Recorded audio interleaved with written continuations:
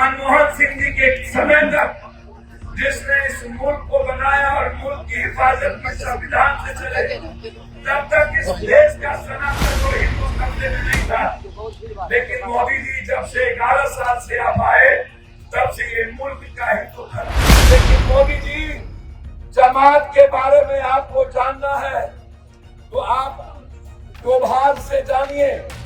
जमात इंसानियत का एक वो रास्ता है जो पूरी दुनिया को सच्चाई के रास्ते पे चलने की जब ये अलग कर रहा है तो ये पैर पकड़ता है, और जब ये बांग्लादेश करता है तो ये शेख हसीना से मोहब्बत करता है। नमस्कार, आप आर्यन खबर देख रहे हैं। मैं हूं परमबीर सिंह। वक्फ संशोधन कानून के खिलाफ तमाम मुस्लिम संगठन इसके विरोध में हैं और विरोध प्रदर्शन का दौर अभी भी जारी है। आज पूर्णिया में all India Muslim personal law board के प्रस्ताव और इमारत ए शरिया बिहार, उड़ीसा, झारखंड और पश्चिम बंगाल समेत अन्य धार्मिक संगठनों के आह्वान पर अररिया के 0 माइल के समीप मिलिया कॉलेज के पास जो है भारी संख्या में जो मुस्लिम समाज के लोग हैं वो एकजुट हुए थे और वक्फ कानून के खिलाफ विरोध प्रदर्शन देखने को मिला।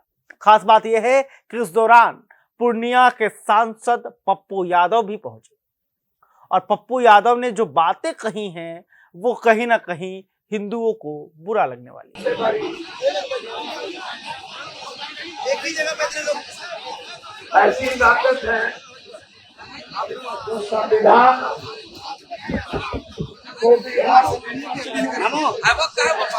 यहाँ सबको बैठा दीजिए थोड़ा।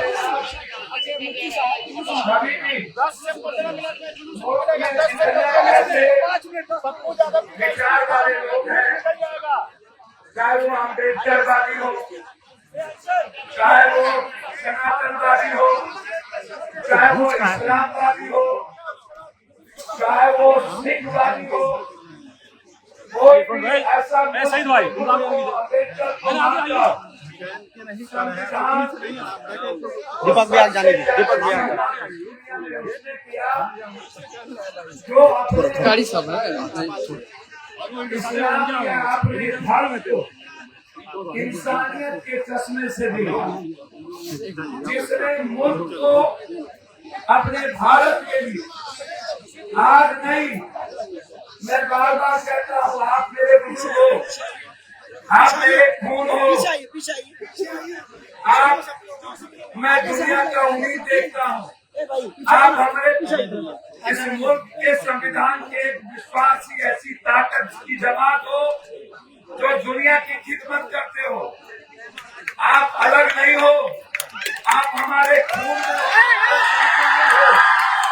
हमारे जज्बात में हो।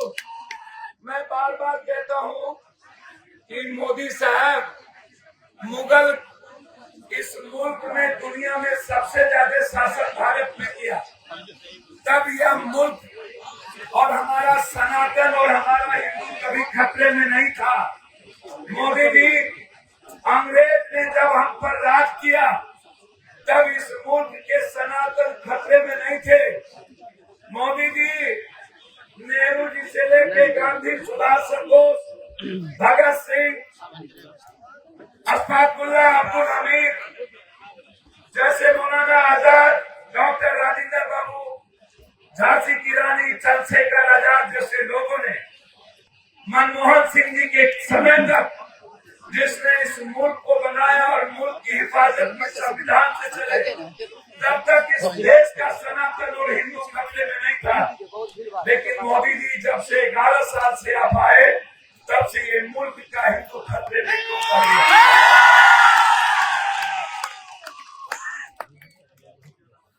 मैं हमारे भाई, मैं 2-3 बात कहना चाहता हूँ, आप समझिए। नफरत इन्हें मुसलमान से नहीं, नफरत इन्हें इस देश के हर गरीब से, चाहे वो दलित हो, चाहे वो ST/SC हो, चाहे वो EBC हो। और मैं आपको बता दूं, इस्लाम कब आया और बौद्ध धर्म कब आया, और बौद्ध धर्म आने के पीछे इस्लाम नहीं था। वह मुल्क के गरीबों पर जब जुल्म हुआ, मुल्क के इंसानियत पे जब जुल्म हुआ, मुल्क बनाने वाले मूलवासी, आदिवासी और गरीब पर जब उसकी संस्कृति पर, उसके जीने के तरीके पर, उनके जीने के अधिकार पर जब हमला हुआ, तब एक विचारधारा इस दुनिया में आई जिन्होंने शंकराचार्य से लेकर के एक ऐसी विचारधारा का खिलाफत किया जो मनुस्मृति को जिंदा रख के इस मुल्क के बनाने वाले लोगों को मिटाना चाहते थे। तब बौद्ध आए, तब इस्लाम नहीं था और इस्लाम ने कोई विरोध नहीं किया था। बौद्ध के बाद इस्लाम आए। आपका जुल्म कब बढ़ा? इस मुल्क के इंसानियत पर हमला कब हुई? इस्लाम के पहले इस्लाम ने इस दुनिया में जब आए तो उन्होंने भी एक रास्ता दिया इस मुल्क को, इस दुनिया को जीने का, इंसानियत को पैगाम दिया। जब जुल्म बढ़े थे तब जाकर के इस्लाम आए और उन्होंने पूरी दुनिया के उन जुल्मों के खिलाफ मोहब्बत का रास्ता देकर इंसानियत को जीने का अधिकार दिया। आपसे मैं एक बात बता देना चाहता हूं। अभी हमारे कोई मित्र कह रहे थे, मैं आपको 2-3 बात वाकया बता दूं। एक बड़ा वाकया, जब ये कोरोना के समय जमात के खिलाफ इन्होंने नफरत पैदा करने की कोशिश की, साध के खिलाफ इन्होंने एक सवाल खड़ा किया।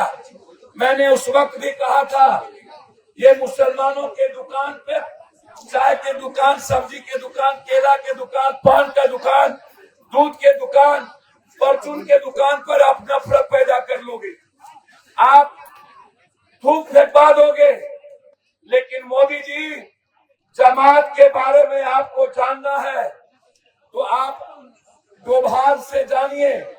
जमात इंसानियत का एक वो रास्ता है जो पूरी दुनिया को सच्चाई के रास्ते पे चलने की बात को गिरफ्तार नहीं करना था। ये जमात के खिलाफ नहीं थे, ये मैं आपको बता दूं। इनसे इन्हें नफरत करवाना था इस देश के मुसलमानों से।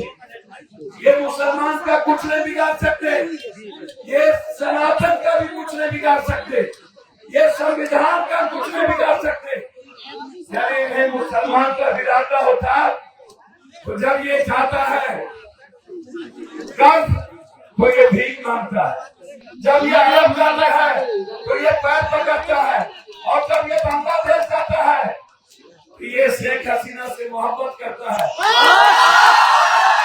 और जब ये हमारे मुल्क में आता है तो हमारे ही संविधान मानने वाले और देश बनाने वालों से नफरत करता है। इसे नफरत मुसलमान से नहीं है, इन्हें मुसलमान को सिर्फ एहसास करवाना है। ये मैंने कई बार देखा, एक बार नहीं। जब ये बात करता है पसमानदा और पिछड़ों की, मैंने इनसे पूछा, यदि आप पसमानदा और पिछड़ों की बात करते हो तो आप मुझे एक बात बताओ, आप जब कह रहे थे भटोगे तो कटोगे, आप शेख सैयद पठान खान को छोड़ के जो मुसलमान है वो, उस पर मैं ये बात नहीं कर रहा। जब आप इस मुल्क में सब्सिडी मुसलमान का खत्म कर रहे थे तो आप लिख देते शेख सैयद पठान खान को छोड़कर, हम इस मुसलमान की बात नहीं कर रहे हैं। जब IMF के सारे पैसे किशनगंज मुस्लिम यूनिवर्सिटी का ले रहे थे तब आप कहते कि पसमानदा मुसलमान पिछड़ों की बात मैं नहीं कर रहा। जब आप मस्जिदों पर पर्दे ढक करके जिस वक्त आप छत पर और सड़कों पर नमाज पढ़ने की बात आप बंद कर रहे थे तो आप कहते कि हम पसमानदा और पिछड़ों की बात अलग कर रहे हैं। जब आपको कहा गया सीधा सीधी कुंभ के मेले में मुसलमान का नहीं लगेगा दुकान, तो आप सीधा कहते कि सैयद शेख पठान का मुसलमान नहीं लगेगा, पिछड़ा का लगेगा। जब आपको याद नहीं आई, आपको याद नहीं आया कब्रिस्तान और शमशान के वक्त, आपको याद नहीं आया NRC के वक्त, आपको याद नहीं आया तलाक के वक्त? आपको नहीं आया याद जब आप इस मुल्क में वक्त की बात कर रहे थे? ये वक्त क्या है? मैंने कई बार कहा आपको ये समझना पड़ेगा। आवाज जरूरत है। मैं इस मुल्क के, हिंदुस्तान के मुसलमानों से दो बात कहना चाहूंगा। आप हाथ में संविधान रखो, आप दलितों के घर जाओ, आप गरीबों से प्यार करो और पप्पू यादव को वक्त की लड़ाई लड़ने दो। मैं एक बात और कहना चाहूंगा मुसलमान भाइयों से। सदन में कई ठो मुसलमान एमपी है, 233 मुसलमान गैर मुसलमान एमपी ने वक्त के पक्ष में वोट डाला है। इस देश का अधिक भाग, अधिक संख्या जो मोहब्बत करते हैं संविधान से, वो वक्त के बिल के खिलाफ खड़ा है। आप ही नहीं, इस मुल्क का एक एक लोग खिलाफ में खड़े हैं। इस मुल्क के लोग नफरत नहीं चाहते हैं। इसीलिए मैं आपसे कहने आया हूं, आप उसकी चिंता मत करिए। आप, ये अंतिम आपकी लड़ाई है। एक लड़ाई और सियासत में आपकी होगी, वो होगा सिविल कोर्ट का। एक बार और आपकी अग्नि परीक्षा होगी। मैं आपको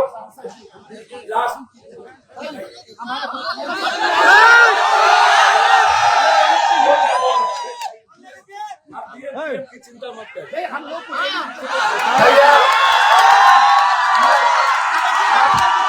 मुझे भवानीपुर में भी वक्त की रैली है। मैं भाई की बात मान लिया। मैं दो बात एक और आग्रह करूंगा आपसे, बहुत दिल की गहराइयों से समझिए। देखिए, एक बात समझ के रखिए। अंतिम में मैं इस मुल्क को हमेशा कहता हूँ, मुसलमान भाई कितने हैं? मुसलमान भाई हैं मात्र 18 से 20 करोड़। मैंने देश के लोगों को कहता हूँ, मैं हिंदू को कहता हूँ, भाई मुसलमान 18 से 20 करोड़ हो और पूरी दुनिया में 27 से 28 करोड़ सब धर्म के लोग। आप हमें एक बात बताओ, पप्पू यादव के गांव में 2000 यादव हो, एक से कोई गैर जात हो, वो जात हमसे लड़ेगा? मैंने कई बार कहा, जब मुसलमान इस मुल्क में 40 करोड़ होगा तो तुम 205 पार कर जाओगे। जब मुसलमान 50 करोड़ होगा तो तुम 250 करोड़ होगे। इस देश में कभी भी मुसलमान अपने सहोदर भाई जो तुम्हारी ताकत है वो नहीं लड़ेगा। लड़ोगे ये मैंने हमेशा कहा है, मुसलमान से नफरत मत करो। एक मुर्गी को कितने बार दफे करोगे, वो आवाज तो देगा ना। अंत में मैं एक आग्रह करके आपसे जाता हूँ, याद करिए एनआरसी में शाहीन बाग की माँ और बहनों ने पूरी दुनिया को आजादी के लिए बैठ गई। अंतिम में कह रहा हूँ, आपके हाथ में तलवार न हो, आपके हाथ में नफरत न हो।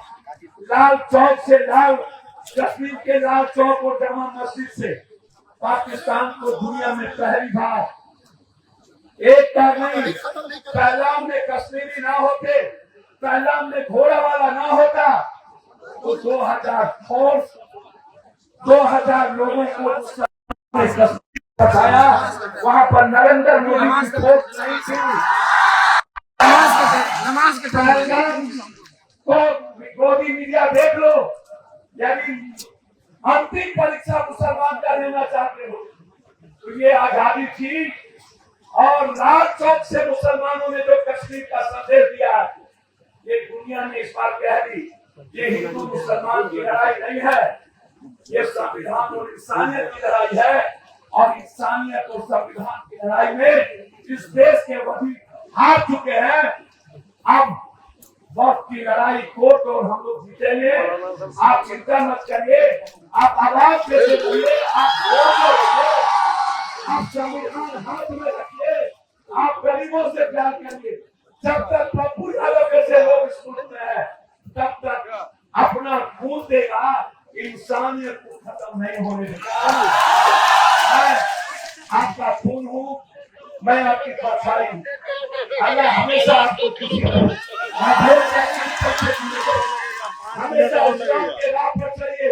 कुरान को मानिए, रैली वाले हदीस के साथ आगे बढ़िए। रैली वाले लोग जितना लोग अंदाज से करे, आप सिर्फ नरेंद्र मोदी से मोहब्बत करिए।